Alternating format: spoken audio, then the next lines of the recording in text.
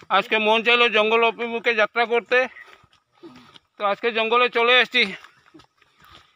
देखी जंगले टीला बेয়ে বেয়ে কীরকম লাগে।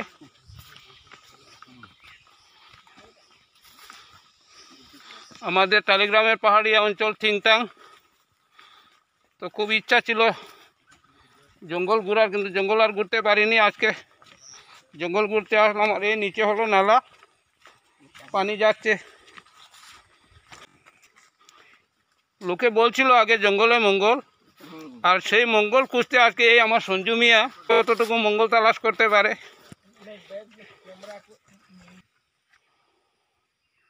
জঙ্গলি অঞ্চল, জঙ্গলের স্মৃতিটা দেখতে খুব মঙ্গলময় এবং খুব ভালো লাগে। আমার সাথে আরও কয়েকজন আছে। কোনো একটি কারণে আজকে জঙ্গলে আসতে বাধ্য হলাম। তো আসার পর ভাবলাম একটা ফটো তুলি। হ্যাঁ, তো আজকে